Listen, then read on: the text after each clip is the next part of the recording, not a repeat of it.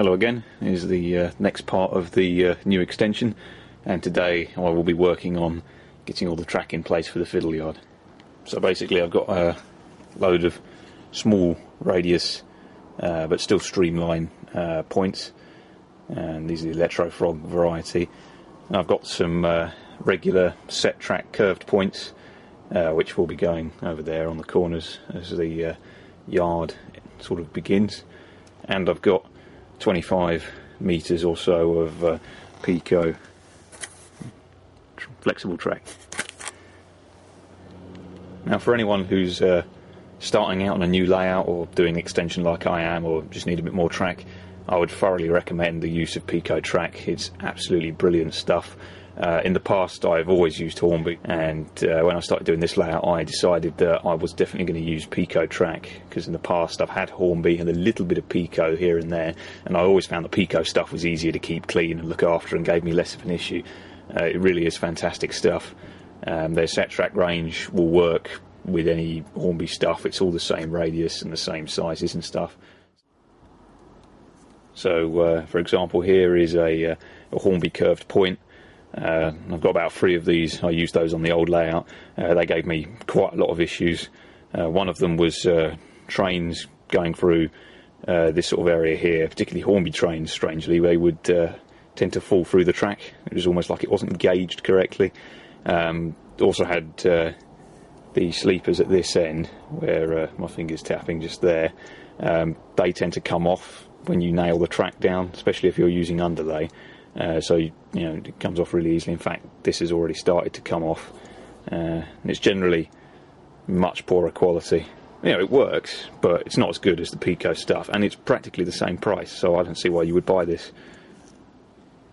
And the other reason why I always buy Pico track is it's actually made in this country to a good standard using high quality materials, and it's competitively priced against your equivalent Chinese made track.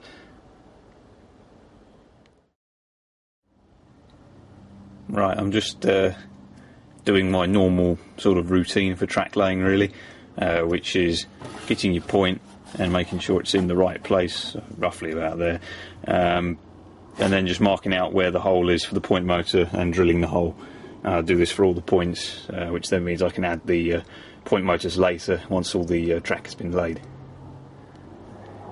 Right, been laying quite a bit of track now, and as you can see we've got 3 sidings so far. There will be a 4th just coming off here, and that'll do the same, run all the way up there.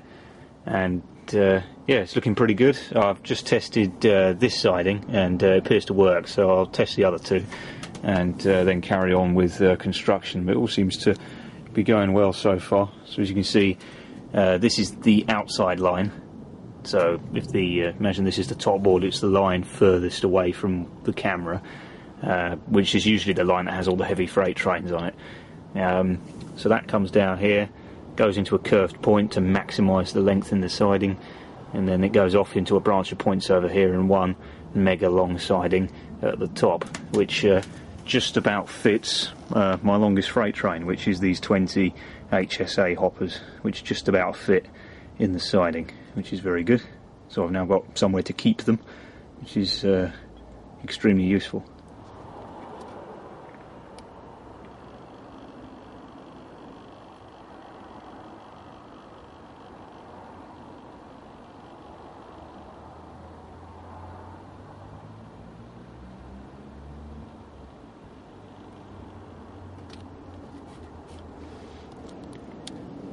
Now for the next 2 lines, i.e. the next 2 of these, their siding layout will be slightly different. Instead of the curved point starting here, it's going to start much further back. It's actually going to start here.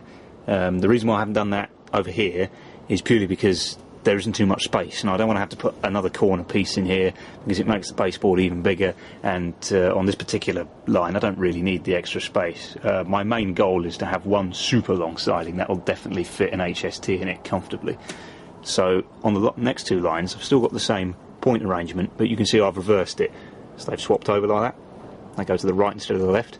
So you still end up with 3 sidings that are the same length, but it means this one here, because the curved point is here, it's actually going to start here and it's going to go all the way around, bypass that whole lot and just keep going, and that means it's nice and out of the way, and at the same time it's massive and it should fit a HST with 8 coaches or a massive freight train or whatever. And I'll do the same on the next lot of sidings as well. The only reason I didn't do it at the front was purely because of the space, and I think it's going to work quite well. So in a minute, I don't quite know where it is, but there is actually a train on its way to come and test out. Yeah, there you go, you can see it's coming through.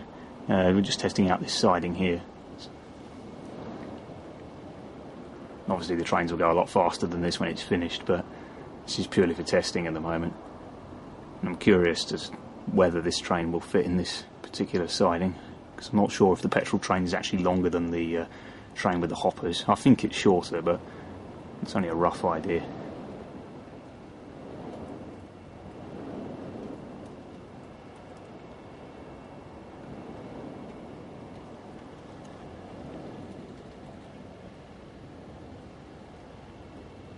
It's looking good so far. We got 5 wagons currently in the siding.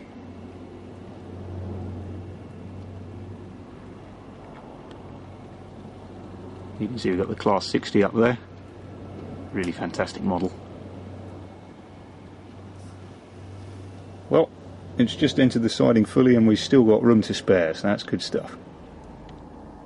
This train does fit very nicely in the siding. This is my second longest train.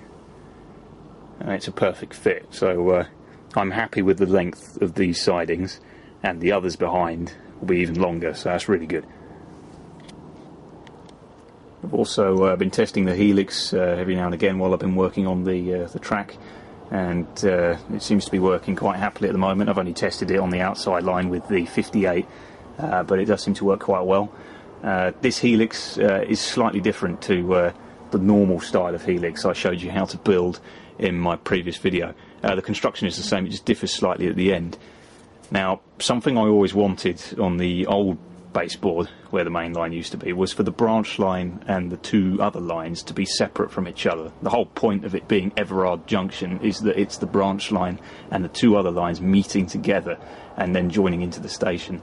And you never really got that effect with the old part of the layout, due to the fact that I built it without really thinking about that situation properly, and I ended up with the lines being very close together.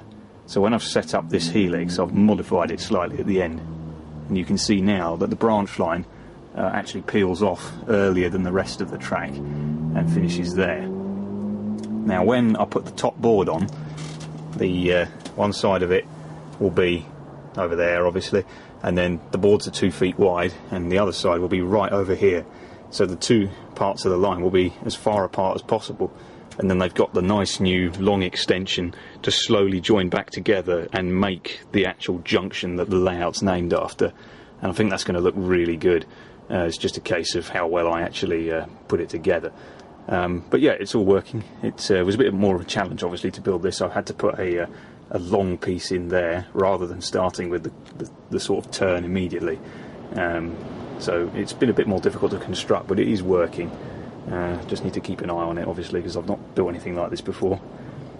And before you start tapping away on your keyboard going, oh my god, that branch line doesn't look like it's held up very well, it is screwed in to this big bit of wood at the back. If I can get the camera under, there is a bracket somewhere. There you go. There is a bracket holding it in. It's not just held up by that tiny little stick. That little stick is purely there just to keep things in check. If I used anything bigger, the trains would hit it as they went down the helix. It's purely for a bit of support. It's not actually holding the entire thing up. And when the board joins onto it, it will be screwed on and there'll be additional support there as well. So don't worry about the flimsy appearance. It is supported, as I say, by a bracket underneath.